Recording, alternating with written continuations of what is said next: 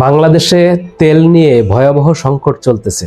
আমরা কিন্তু দেখতেছি প্রতিনিয়ত বাংলাদেশে কি পরিমাণ প্রতিটা পাম্পে পাম্পে শত শত হাজার হাজার গাড়ি সেখানে সিরিয়াল দিচ্ছে। দিনের পরে দিন সেখানে সিরিয়াল দিয়েও তারা তেল পাচ্ছে না।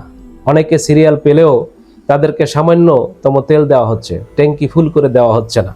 অনেকে এই তেল না পেয়ে তারা এই পাম্পেই মশারিটা নিয়ে তারা রাত কাটাচ্ছে। কেউ কেউ গভীর রাতে গিয়ে সেখানে সিরিয়াল দিচ্ছে, কেউ কেউ না খেয়ে সেখানে পড়ে আছে, কেউ কেউ গাড়ির অর্থাৎ মোটরসাইকেলের ট্যাঙ্কি খুলে নিয়ে এসে তারা তেল নেওয়ার জন্য হাজির হয়েছে।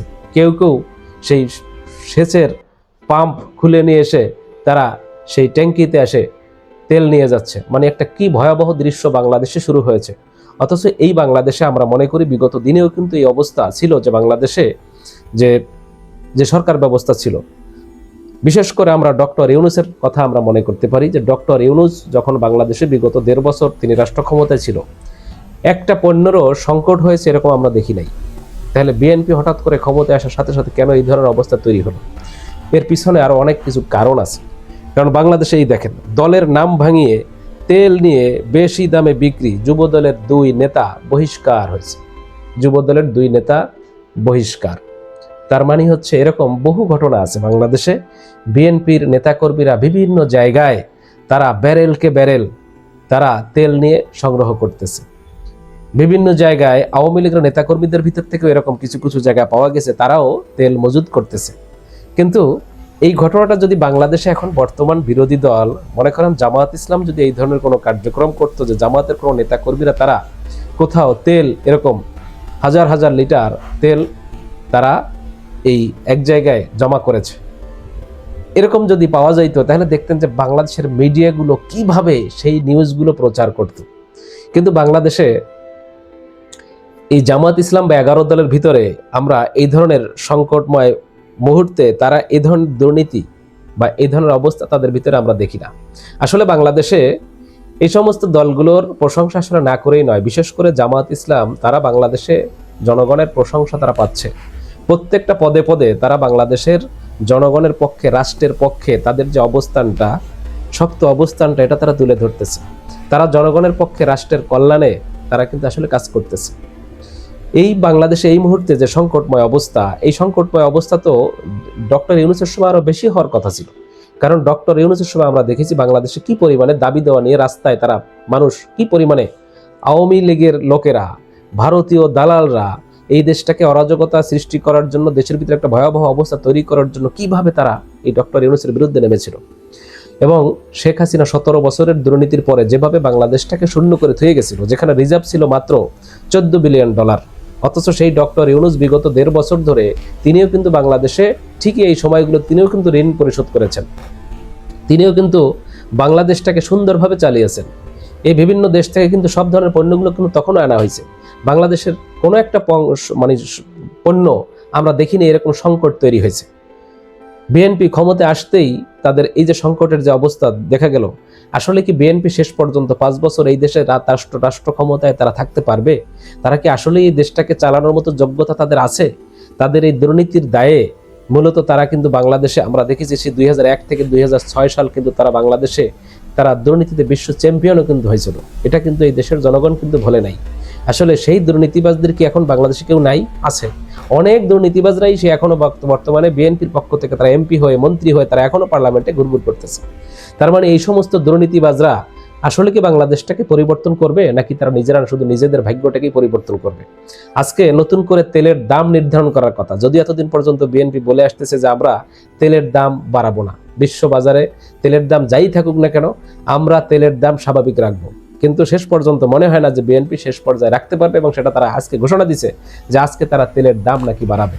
আসলে এই বিএনপি বাংলাদেশে শুধু তেল বাড়াবে না, তেল বাড়ানোর সাথে সাথে বাংলাদেশে দেখবেন অনেক পণ্যের দাম বেড়ে গেছে। যখন অনেক পণ্যের দাম বেড়ে যাবে তখন বাংলাদেশের মানুষ কি তারা বুক গুটিয়ে বসে থাকবে, হাত গুটিয়ে বসে থাকবে? মনে হয় বরঞ্চ তারা আস্তে আস্তে রাজপথে নেমে বিএনপির বিরুদ্ধে কিন্তু আন্দোলনের অবস্থা তৈরি করবে। কিন্তু এটা বিএনপির জন্য একটা ভয়াবহ দিক আসতেছে সামনে। বিএনপি যদি মাত্র ১ মাসের ব্যবধানেই দেশে একটা অরাজকতা সৃষ্টি করতে পারে, এরকম একটা সংকট অবস্থা তৈরি করে ফেলেছে তারা, ভবিষ্যতে তারা আরো অনেক সংকট তাদের সামনে দেখা যাবে, যে তারা আসলে বাংলাদেশটাকে নিয়ন্ত্রণ করতে পারবে কিনা একটা সন্দেহ আছে। ডক্টর ইউনূস কিন্তু একজন অনভিজ্ঞ রাষ্ট্রপ্রধান হিসেবে দায়িত্ব পালন করছে।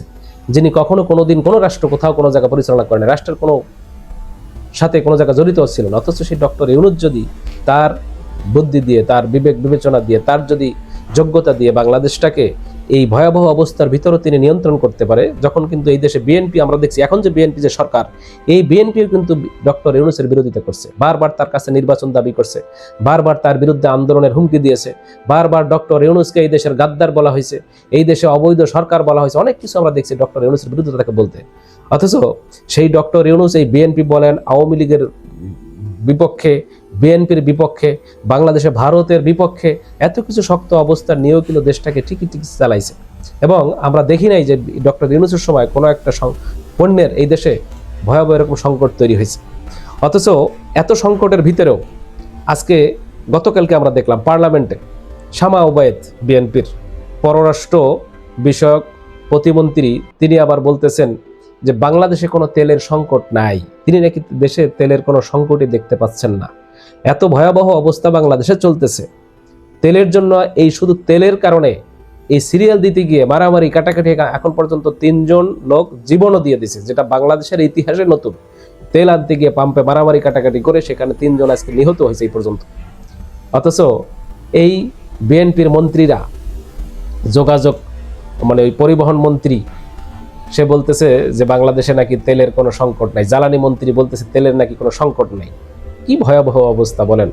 বাংলাদেশে যেভাবে ঠিক শেখ হাসিনা এই দেশে চোখে নাকে একেবারে হঠাৎ করে মিথ্যা বলে ফেলতো এবং সেই মিথ্যাটাকে সত্য বানানোর চেষ্টা করা হয়তো, মিডিয়াগুলোতে সেগুলো প্রচার করা হয়তো, ঠিক এখনও বাংলাদেশে ঠিক একই অবস্থা দেখতেছি। বিএনপির এই ভয়াবহ অবস্থার ভিতরেও তারা স্বীকার করতে চায় না যে বাংলাদেশে তেলের সংকট। অথচ আবার আজকে দেখলাম আবার তেলের জন্য নাকি আবার বর্তমানে কার্ডের ব্যবস্থা করতেছে। তার মানে যাদেরকে কার্ড দেওয়া হবে তারা শুধু তেল পাবে, যারা কার্ড পাবে না তারা তেলও পাবে না। মানে একটা ভয়াবহ অবস্থার ভিতরে বাংলাদেশ কিন্তু ঢুকতে যাচ্ছে, ভয়াবহ অবস্থার ভিতরে কিন্তু পড়তে যাচ্ছে। তবে এর ভিতরে আবার দেখতেছি বিএনপি তারা সেই জুলাই সনদ নিয়ে নানা তালবাহানা করতেছে, তারা সেই গণভোট নিয়ে আবার তালবাহানা করতেছে। তারা আসলে কিভাবে বাংলাদেশে 5 বছর ক্ষমতায় থাকবে এটাও তো আমাদের বোধগম্য হয় না। তারা এই দেশটাকে সঠিকভাবে তারা চালাইতে পারতেছে না।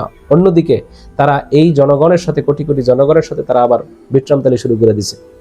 আসলে কি বাংলাদেশে বিএনপি তারা দায়িত্বভার সঠিকভাবে পালন করতে চায়, নাকি জনগণের বিরুদ্ধে অবস্থান নিয়ে তারা সেই স্বৈরাচারী কায়দায় শেখ হাসিনার মতো করে বাংলাদেশে, এই দেশে দ্রব্যমূল্যের ঊর্ধ্বগতি, পণ্যের সংকট, বাংলাদেশে সেই জনগণের বিপক্ষে গিয়ে গণভোট অস্বীকার, সেই জুলাই সনদ অস্বীকার, নাকি এগুলোই তারা করবে?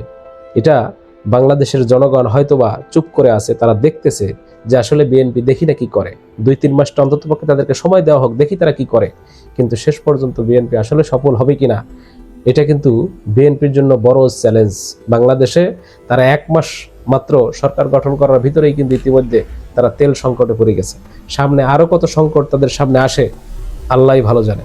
আমরা আশা করি অবশ্যই বাংলাদেশটা নিরাপদে থাকুক, সবাই যেন সবার অধিকার ফিরে পায়, বাংলাদেশে যেন আসলে বিএনপি সরকার ভালোভাবে রাষ্ট্রটা পরিচালনা করতে পারে, এটা আমরাও চাই।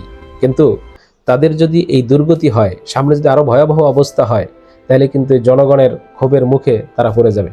নিশ্চয়ই তাদেরকে এই জায়গা থেকে ফিরে আসতে হলে তারা জনগণের পালস বুঝে, জনগণের রাষ্ট্রের কল্যাণের দিকে তাকাইয়া তারা সর্বোচ্চ চেষ্টা তাদের চালাই যেতে হবে। প্রিয় দর্শক শ্রোতা, আপনাদের যদি কোনো মতামত থাকে অবশ্যই ভিডিওর নিচে কমেন্টসে জানাতে পারেন, এবং আমার এই চ্যানেলে নতুন হয়ে থাকলে অবশ্যই চ্যানেলটি সাবস্ক্রাইব করে সাথেই থাকবেন আশা করি ইনশাআল্লাহ। খোদা হাফেজ।